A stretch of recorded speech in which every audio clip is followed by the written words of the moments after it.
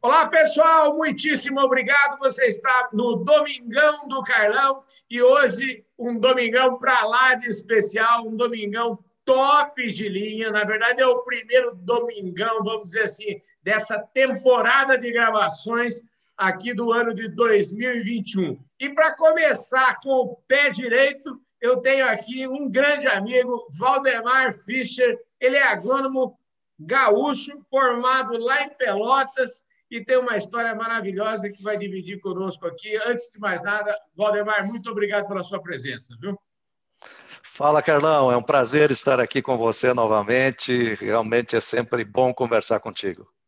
É isso aí. Gente, ó, é o seguinte, o Valdemar, ele é o presidente para a América Latina da Singenta. Então, ó, você imagina só que a gente está diante aqui de um prateleiraça de cima. Mas o Valdemar já morou fora do Brasil, morou nos Estados Unidos, no México, na Austrália. Depois ele vai falar com a gente vai retomar essa história da carreira dele. Mas eu sempre costumo dizer aqui no nosso programa que ninguém nasce presidente de nada, né? Todo mundo tem uma história para contar.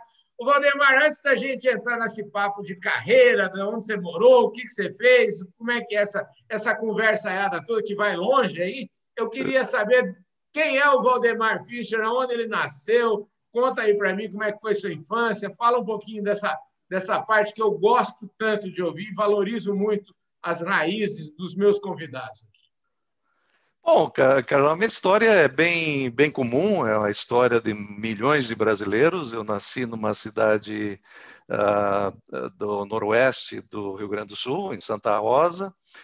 Fui criado em Santo Cristo, que é uma cidade que fica próximo a Santa Rosa, 20 quilômetros. Uma infância maravilhosa, uma cidade com 15 mil habitantes, onde a gente não trancava as portas, saía para brincar todos os dias, todo mundo se conhecia. Realmente uma história bem comum. Depois eu saí para fazer na época era o científico, né, o segundo grau na cidade de Santa Rosa. De Santa Rosa passei no vestibular em Pelotas para agronomia. A agronomia está no sangue da família, né? Eu tenho vários tios agrônomos, primos agrônomos. Então, para mim, não tinha nenhuma dúvida. Quando eu estava crescendo, eu queria ser agrônomo, né? Bacana.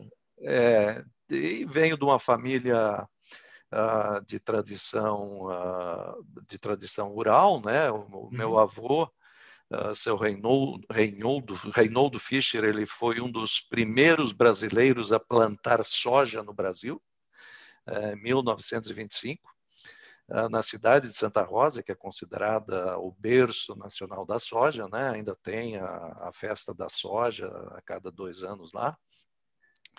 E aí eu mudei para a cidade, para Santa Rosa, Santo Cristo. Meu pai é caminhoneiro, era caminhoneiro, agora é aposentado.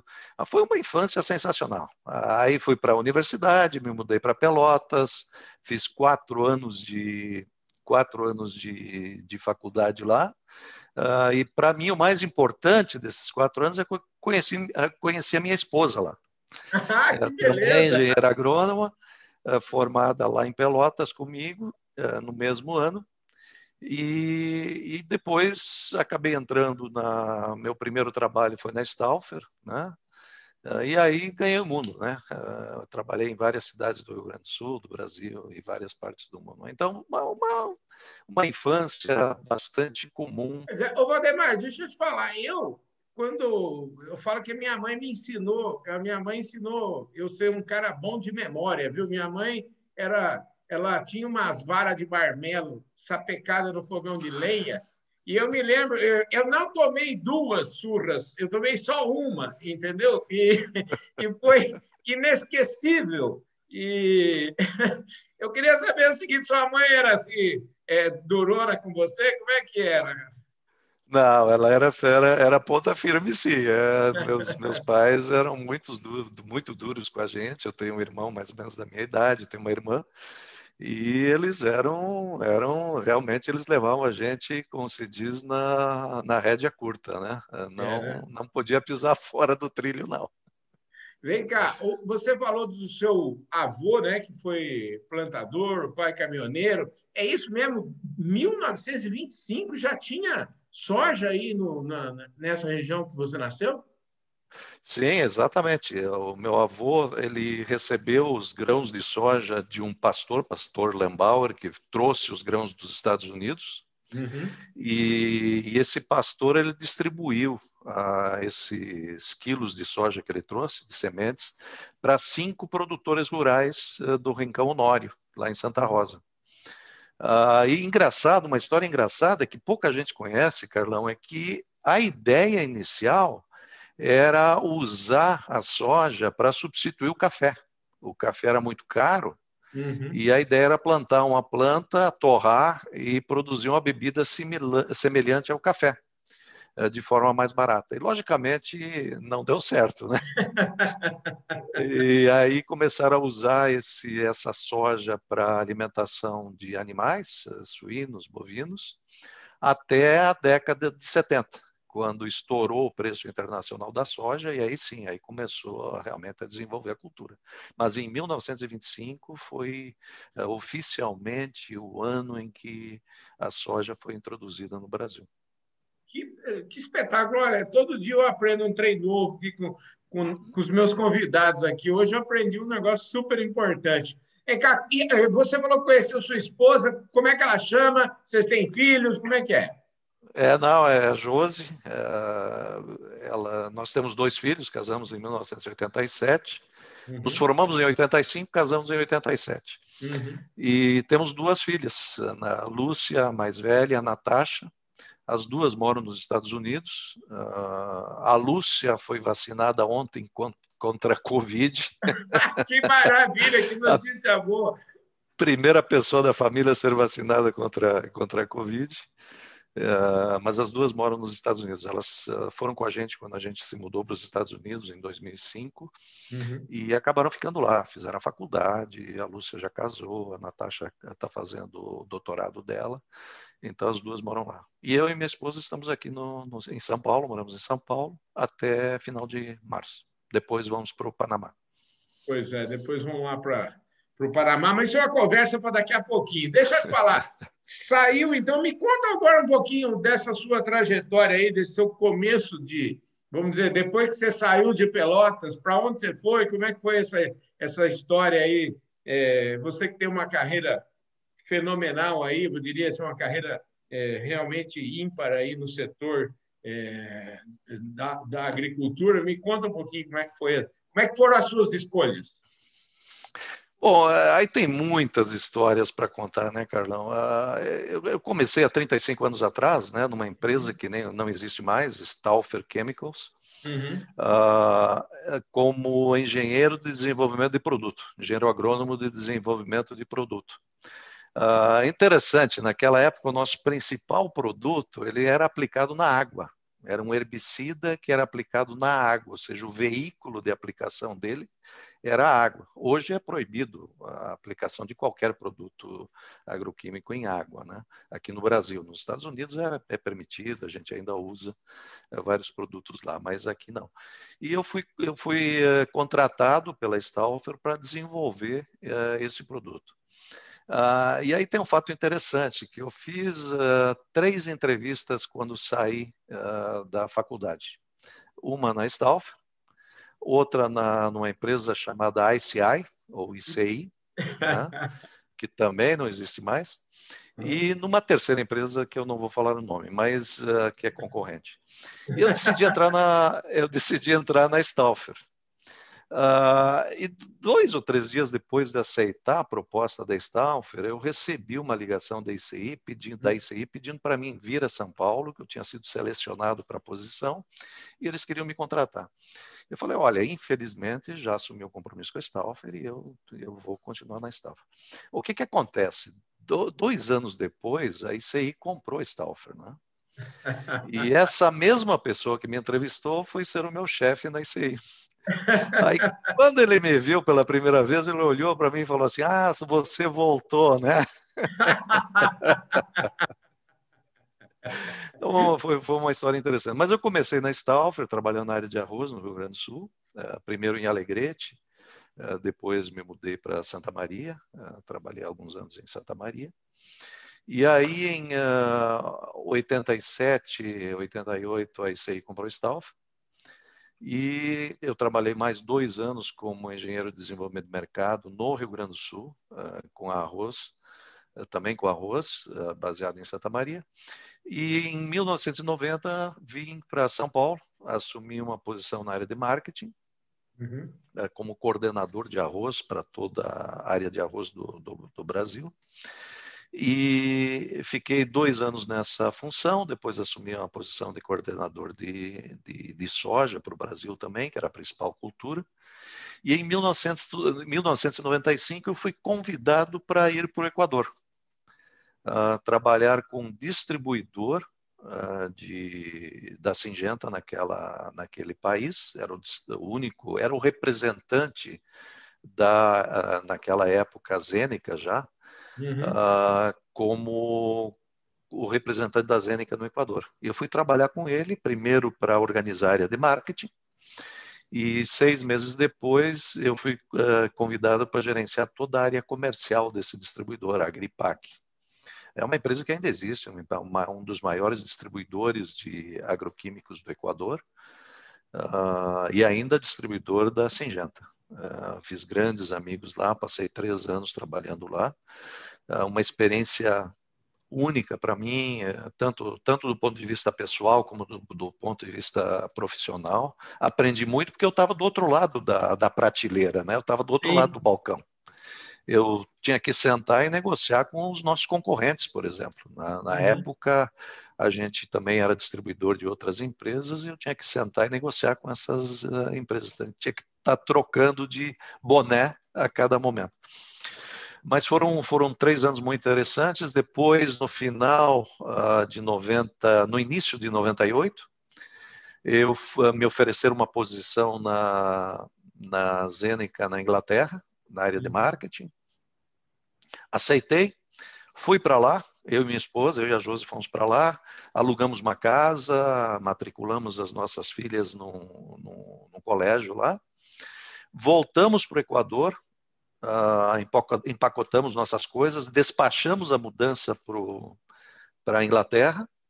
A Josi veio com as meninas para o Brasil, para esperar aqui, porque nós não tínhamos mais casa lá. Eu fui começar o meu MBA internacional, que era na Inglaterra. E quando eu chego lá, eu cheguei numa segunda-feira, minha festa de boas-vindas foi na segunda-feira à noite. Na quarta-feira, o meu chefe me chama e fala assim, não sei nem como te falar isso, mas nós estamos com uma crise no México, tive que demitir o gerente geral e vários diretores, e eu preciso de você lá. Eu não tenho mais ninguém, eu preciso que você assuma a posição de presidente da Zeneca no México. Aí eu liguei para minha esposa, que estava em Porto Alegre, e falei, tem essa posição que estão me oferecendo no México, o que você acha? E ela foi muito gentil, ela falou, olha, quando você decidir para onde é que você quer ir, você me avisa, tá? mas foi muito legal. E na sexta-feira foi a minha festa de despedida. Até hoje eles dizem que foi o International Assignment mais curto da história da empresa, porque ele começou numa segunda e terminou na sexta.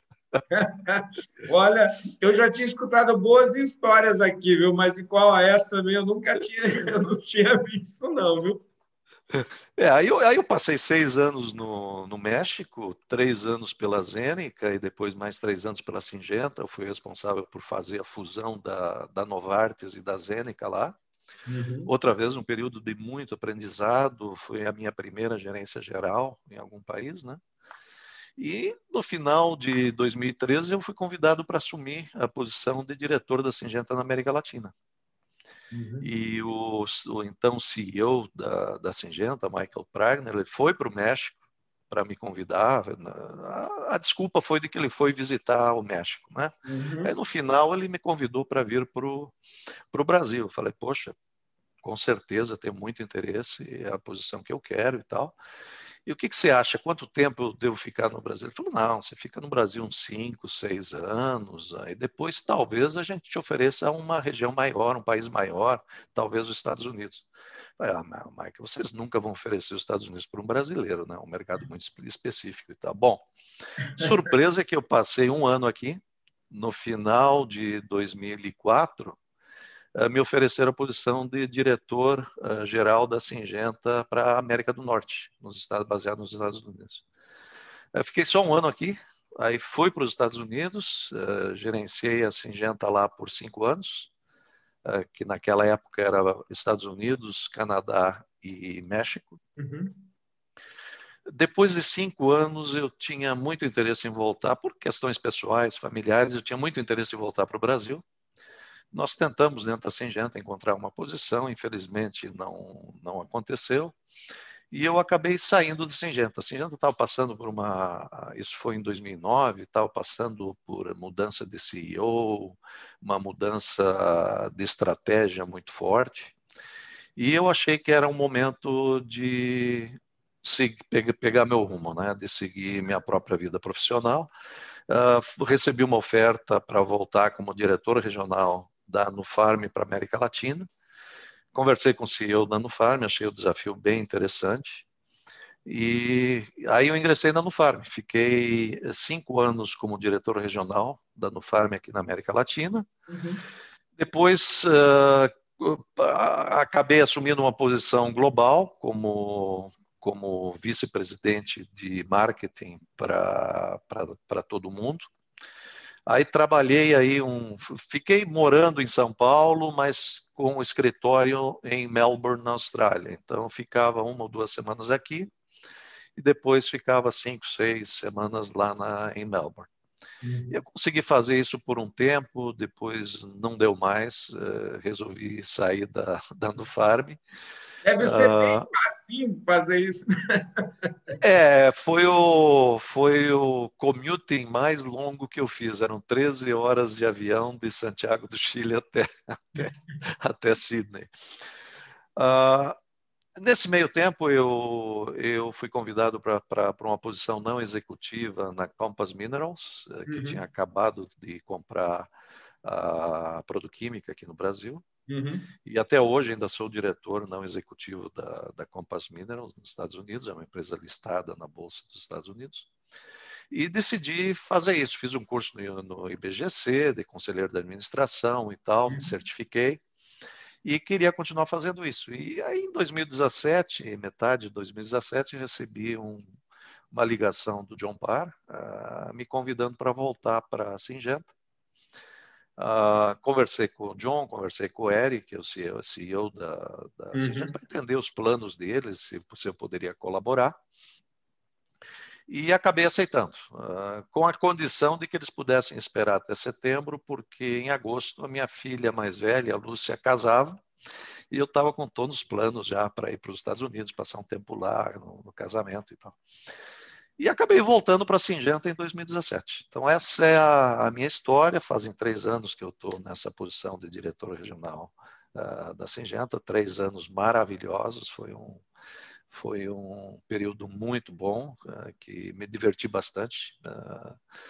E essa é a história da minha vida. Outra vez, não é uma história nova, é uma história que muitos brasileiros passaram, uma história de vida de muitos brasileiros. Mas muito contente, muito feliz realmente de ter participado dessa história da agricultura brasileira nesses últimos 35 anos. Pois é. E antes da gente falar, essa história ainda não acabou ainda, essa história tem muito chão pela frente. Eu queria entender um pouquinho, Valdemar, agora do ponto de vista pessoal, né? Você fez agronomia no começo da carreira, uma carreira que talvez fosse parecer mais técnica, né? Ou não sei, quando o sujeito faz agronomia, eu não sei se o cara entra na agronomia pensando assim, eu vou ser presidente de uma empresa. Como é que era? Assim, em que momento que você falou assim, não, minha carreira vai ser para gerir pessoas? E eu queria saber de você o seguinte, essa posição que você ocupa, e você já ocupa uma posição de liderança há muitos e muitos anos, né? quais são as características, aquilo que faz o seu trabalho ser diferente, que faz o seu trabalho fazer, vamos dizer assim, fazer a diferença numa companhia? O que que move? O que te faz assim levantar da cama todo dia e falar assim, eu vou trabalhar? Qual que é a, qual que é a graça de sempre, na verdade, sei lá, a última palavra é sempre sua. E como é ter essa responsabilidade? Bom, começando pela primeira, logicamente, quando eu entrei na agronomia, eu nunca pensei que acabaria trabalhando na área administrativa, né? A Uhum, maior parte da minha vida. Eu queria ser desenvolvimento ou extensionista ou pesquisador, né? uhum, Dentro da faculdade mesmo, eu trabalhei durante 3 anos na área de pesquisa, fazendo testes de produtos químicos com o louvável professor Xavier, que também é um ícone na nossa área, na Universidade de Pelotas, e, e entrei nessa área de desenvolvimento de produto, né? E aí tem outra história interessante que pouca gente conhece, que é o seguinte: um dia eu estava fazendo avaliação de um ensaio, um domingo de manhã, nunca me esqueço, na propriedade do senhor Balcone, lá em Santa Maria, fica próximo a Santa Maria, e eu tinha feito um ensaio com um produto novo para arroz, um herbicida novo, né? uhum. E estava lá fazendo avaliação, domingo de manhã, louco para terminar, para ir para casa e tal. E chega o filho do dono, o José Balcone. Aí nós conversando lá, batendo um papo, ele fala assim: ô Valdemar, você percebeu que esse teu produto aqui está causando esse problema, esse problema, esse problema? Eu falei: não percebi. Aí ele me chamou lá e começou a me mostrar: ó, tá vendo aqui, essa folha tá mal. Tá. Naquele momento bateu a luz e falou assim: você não vai ser um bom pesquisador. Olha só que interessante. E naquele momento eu falei: não, eu tenho que fazer outra coisa, porque como pesquisador eu vou morrer, eu vou ser um pesquisador medíocre, porque eu não sou detalhista o suficiente para ser um bom pesquisador. E Uhum. naquele momento baixou aquele, dizendo: não, eu tenho que passar para a área comercial. E aí eu acabei indo para a área comercial. Essas empresas, Carla, minha Singenta não é uma exceção, elas têm cursos muito bons, elas treinam, elas preparam a gente muito bem Uhum. desde o início, né? Desde a formação, elas vão conduzindo, e eu tive a sorte, a honra de fazer cursos muito bons na Universidade de Bradford, na Inglaterra, no INSEAD, na França. O meu MBA ele foi financiado pela empresa, um investimento enorme que a empresa fez em mim, Uhum. para me preparar para ser um bom administrador de empresas, né? Então, Uhum. apesar de não ter a formação técnica de um administrador de empresa, eu fui preparado pela empresa através de cursos para poder realizar essa função. E aí, entrando um pouquinho na outra parte da pergunta, eu sempre teve uma pessoa muito muito inteligente que falou o seguinte, né, que a maior burrice que alguém pode fazer é contratar pessoas capazes e falar para elas o que elas têm que fazer, né? E isso é uma coisa que eu sempre levei comigo. Então, para mim, o segredo de você trabalhar e ter sucesso nessa área é você se cercar de pessoas competentes Uhum. e deixar essas pessoas trabalharem. Logicamente, dar o rumo, dar o norte. Uhum. E para mim, a principal função minha dentro da Singenta sempre foi de tentar não tentar prever o futuro, mas tentar entender quais são as principais forças que estão atuando no mercado e que podem ter um impacto na empresa no futuro. E dar um norte discutindo com as pessoas em qual a melhor estratégia, qual a melhor forma de trabalhar para que a companhia continue tendo sucesso no futuro. Eu sempre me lembro de que um dos meus gerentes, ele me dizia o seguinte: ó, uma coisa é você ter 10 anos de experiência, outra coisa é você ter 1 ano de experiência repetido 10 vezes. Então, você tem que estar constantemente reavaliando o que você está fazendo, porque o que funcionou ontem já não funciona mais hoje. O sucesso que você teve no passado, ele não vai garantir para você o sucesso do futuro. E isso é uma coisa que eu sempre tive muito presente e que sempre me deu muito prazer. Então, me cercar de pessoas competentes, capazes, discutir com essas pessoas e concordar no melhor rumo para o futuro, e aí deixar essas pessoas fazer o trabalho delas, deixar implementar. Mas realmente formar uma equipe com objetivos comuns e assim, ó, isso parece fácil, né? Parece simples, mas você tem que entender que uma empresa do tamanho da Syngenta, uma empresa de mais de 20 bilhões de dólares de faturamento global, que é o Grupo Syngenta, as estruturas internas, elas são muito matriciais. Então, você tem muita gente que toma decisões dentro da empresa. E formar um grupo coeso com objetivos comuns não é simples, é uma coisa extremamente complexa, né? Mas a gente conseguiu, nós conseguimos nos últimos anos fazer isso e eu acho que o sucesso que a gente teve nesses últimos anos se deve principalmente a isso. Então é isso, não tem se cercar de pessoas boas, pessoas competentes e não só competentes do ponto de vista técnico, mas pessoas que saibam, que tenham coração e que saibam dirigir um grupo de pessoas.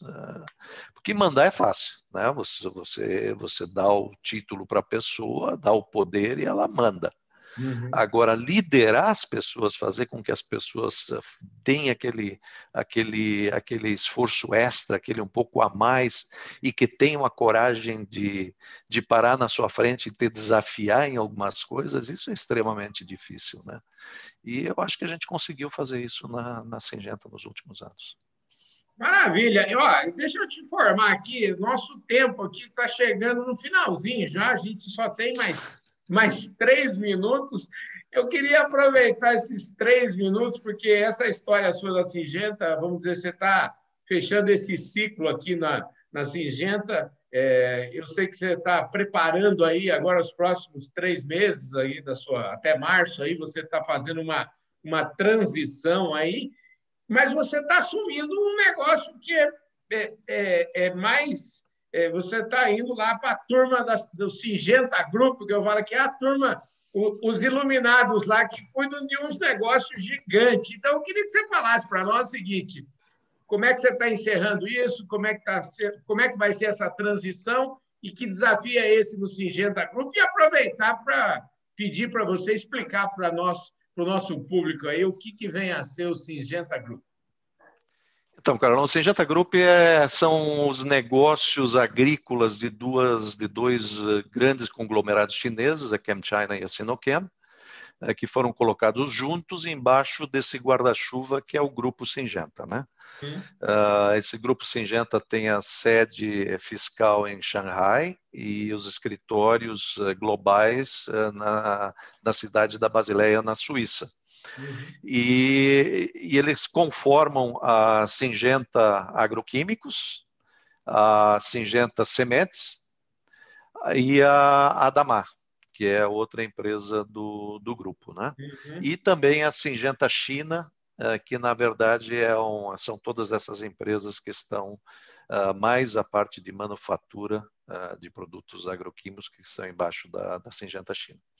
Então esse é o grupo Syngenta. A partir de abril, eu me mudo para o Panamá e vou assumir uma nova posição, uma posição que foi criada como chairman do Grupo Syngenta para a América Latina. É uma posição nova, uma posição não executiva. Um dos meus objetivos pessoais é ter um pouco mais de tempo para mim. E isso vai me possibilitar. E eu vou estar trabalhando em questões muito específicas com os líderes do Grupo Syngenta aqui para a América Latina, servindo como conselheiro deles para qualquer assunto que eles tenham, que eles sintam necessidade. Então, fazer essa conexão aqui no Brasil especificamente com com os órgãos reguladores também em Brasília.